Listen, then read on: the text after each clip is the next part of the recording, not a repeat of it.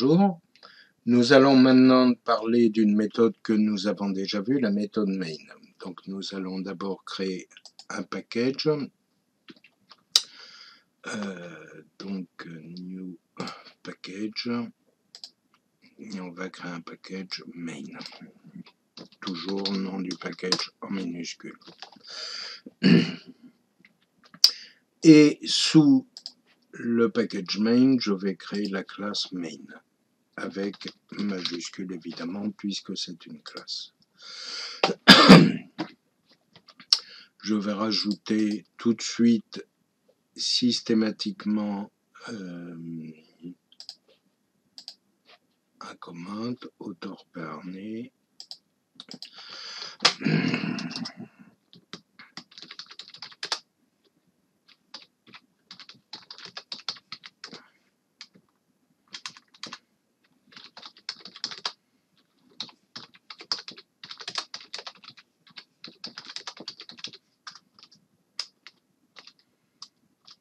Voilà, je vais mettre hâte version. Alors, cette méthode, elle a une signature. On a déjà parlé, on l'a déjà vu. Alors, public, c'est la visibilité de la méthode. C'est ce qu'on appelle un access modifier. Il permet de déclarer le niveau d'exposition de la méthode. Public veut dire que toute classe de l'application peut l'appeler. Alors ensuite, on a un autre mot-clé, statique. Statique signifie que la méthode peut être appelée uniquement par le classname point le nom de la méthode. Par exemple, ici, ce serait main.main. La JVM n'a pas besoin d'instancier une classe pour appeler le main. On a déjà expliqué pourquoi, puisque c'est le début de notre application. Heureusement qu'on n'a pas instancié quoi que ce soit pour pouvoir démarrer notre application. Lorsque l'on demande à Java de charger une classe dont on lui donne le nom, s'il n'y a pas de méthode main, une erreur est levée et le programme se termine. Pareil, si une méthode main est déclarée mais qu'elle n'est pas statique, eh bien, il y a aussi une erreur qui est levée. Il faut absolument, pour démarrer une application, une méthode main publique statique. Alors ensuite, on va arriver au type void, ça veut dire que notre méthode ne va rien retourner. Alors ensuite, on a le nom de la méthode, donc nous c'est main, et les arguments de la méthode, c'est-à-dire qu'est-ce qu'elle va prendre en entrée. Alors, on va voir qu'on peut déclarer ces arguments de plusieurs manières. Pour l'instant, on va faire comme ça. Voilà, un tableau de chaîne de caractères. Voilà, en gros. Alors là, vous avez la signature de pratiquement toutes les méthodes. Au mot-clé statique près, on verra qu'il y a d'autres mots-clés aussi. Mais une méthode, c'est toujours un access modifier, public, private, protected, un type retourné, un nom de méthode et des arguments ou pas d'arguments. Alors, sur ces arguments, on voit que c'est un tableau. Donc, en fait, je n'ai pas de taille fixe. C'est-à-dire que je vais pouvoir avoir un tableau de la taille que je veux. Alors, à quoi il correspond ce tableau?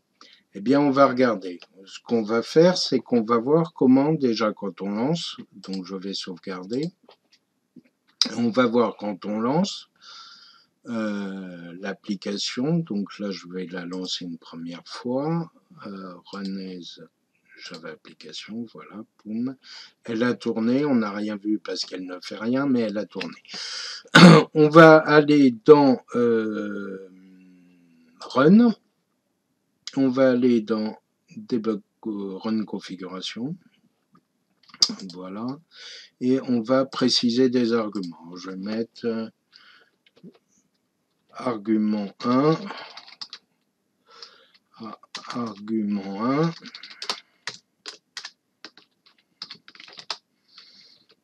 Argument 2. Argument 3.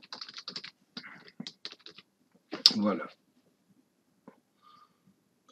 Apply, close. Voilà. Le tableau d'argument a une propriété particulière qu'on va voir ici, c'est la taille, length. C'est une variable de l'objet tableau, ça c'est un objet tableau, hein. Et donc on peut l'écrire, donc je peux system.out.println de alors on verra les strings après, hein, mais je peux déjà vous montrer un peu taille du tableau plus axe de length. Donc on va afficher taille du tableau et la taille effective que nous donne l'objet. Point virgule. Je sauvegarde, je fais tourner, main, voilà, et il nous dit taille du tableau 3. On a bien mis 3 arguments dans notre configuration ici, 1, 2, 3, ok. Alors les arguments, c'est ce qui est séparé par des espaces. Si je fais ça, si je mets des guillemets, à ce moment-là, je n'en aurai plus que deux. J'aurai celui-là, l'espace, et ensuite ce qui est entre guillemets. Ok, je fais runner, et il me dit qu'il n'y en a plus que deux. Ok. Revenons à notre histoire. Je vais remettre comme c'était. Run configuration, argument, j'enlève les guillemets. Voilà. Ok, run, je suis bien revenu à 3. Alors, println, et puis je vais mettre les arguments. Alors, je vais mettre, bah voilà, mes arguments, c'est plus, on va mettre args de 0, donc c'est un tableau d'arguments, un tableau, on l'adresse par indice. Le premier indice est 0, ici on aura les indices 0, 1, 2, voilà, donc plus args de 1, plus args de 2. Voilà, donc là on a bien tout fait. File save. Voilà. Mais voilà. On a bien taille du tableau 3, argument 1, argument 2, argument 3. Voilà. Alors les arguments aussi, on aurait pu les déclarer d'une autre manière. On aurait pu les déclarer de cette façon-là. Personnellement, moi, j'utilise toujours la première, mais bon, c'est bon à savoir. Ça peut être des questions à un éventuel entretien de recrutement, où généralement on vous fait passer des tests et c'est le genre de questions qu'on aime bien vous poser. Donc, je le fais tourner, j'ai la même chose. Et enfin, il y a une dernière manière de déclarer ce tableau d'arguments, c'est avec, voilà, des varargs, des arguments variables. Voilà, pardon. Voilà, et donc ça, on va avoir exactement le même résultat. Je sauvegarde, tac, tac. Donc je vais remettre moi comme j'aime bien. Voilà. Vous voyez, on chope des habitudes à force. Voilà, donc d'autant que c'est la même chose. Donc je vois pas bien l'intérêt de changer ces habitudes-là. Et donc on va aller regarder autre chose. Je vérifie que ça tourne toujours. Donc là, on a tout effectué dans l'environnement Eclipse. On va voir comment ça se passe en ligne de commande. Vous savez qu'on a fait une installation Java et donc que normalement, on va voir comment ça se passe quand on lance l'interpréteur en ligne de commande. Donc je retourne sous D, je vais sous mon workspace, Java, je vais sous mon application, mon projet, cours Java. Je vais sous bin, sous src, on j'ai source, sous bin, j'ai classe. Voilà. Et je vais lancer, donc là je dois avoir base, voilà. Je lance Java, mon interpréteur de base, point, si je me souviens bien c'est main, point grand main, et puis je fais arg1, arg2 et arg3, voilà. Et j'ai bien le même résultat, j'ai bien taille du tableau, 3, arg1, arg2, arg3.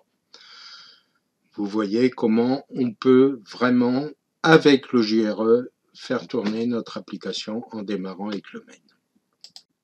Alors, je vais vous montrer une dernière chose. Vu tout ce que je vous ai dit, on pourrait croire que main, c'est une méthode spéciale, une méthode particulière. On sait qu'on est obligé de la créer, mais est-ce qu'on peut l'appeler tout simplement? Eh bien, on va voir. On va créer une nouvelle classe qu'on va appeler main1. Et cette classe, je vais lui rajouter un void main. Finish. Voilà. Et je ne vais pas m'embêter. Je vais aller prendre ma ligne ici. Je vais la supprimer d'ici et je vais la reporter là. Voilà. Voilà. D'ailleurs, vous voyez, vous constaterez ici que dans la génération automatique du main, ils ont le même défaut que moi, comme quoi ils ont des vieilles habitudes. Et maintenant, qu'est-ce que je vais faire? Eh bien, je vais faire... Alors, je vous ai dit que la méthode est statique, donc je peux l'appeler comme ça, main1.main. Et je vais lui passer les arguments. Voilà. Et on va la débugger en même temps. Voilà. Hop. Donc là, aussi bien là, j'ai le main de démarrage de mon appli. L'autre classe, c'est aussi, je pourrais la faire tourner toute seule. Hein. On va regarder, on va la faire tourner toute seule. Renaise Java application. Voilà. Main1.java. Mince. Ah bah oui, mince, j'ai pas d'argument. Attendez. Alors voilà, typiquement, qu'est-ce que je dis là? Array index est une erreur qui est levée. Ça veut dire qu'en gros, dans main, moi je demande d'imprimer arg0, arg1, arg2, arg3 et pour l'instant, je ne vais pas passer. J'essaie de le faire tourner alors qu'il n'y a aucun argument. Donc je vais faire run configuration toujours. Je vais prendre cette fois-ci le main1. Voilà, je vais mettre ici arg1. arg2 et arg3. Voilà. Apply, run. Et voilà, ça marche bien. Taille du tableau 3, arg1, arg2, arg3. Alors, on va mettre un breakpoint ici. Et on va voir comment ça marche. Donc, j'appelle main cette fois-ci. Voilà. Je switch dans la perspective de debug. Je rentre dans ma méthode, donc soit ici, soit en faisant F5. Donc moi je fais F5. Et je regarde arguments. Alors ici je peux les voir, vous voyez. Je reste dessus et ça me met tous les arguments que j'ai. Vous voyez que ce n'est pas les arguments que j'ai mis à main1. C'est bien ceux qui proviennent de ma classe main. Et voilà. Et ça m'a bien écrit mes 3 arguments. Donc c'est une méthode tout à fait standard. Il n'y a aucun problème, elle n'a rien de particulier, sinon que c'est elle qui va être appelée au départ. Et si je devais faire tourner une appli qui est des classes qui est plusieurs mains, eh bien il me demanderait de choisir quelle classe je veux au démarrage de mon application. Voilà. Alors ici, j'arrête. Yes, voilà. Eh bien voilà, nous en avons fini sur la présentation du main.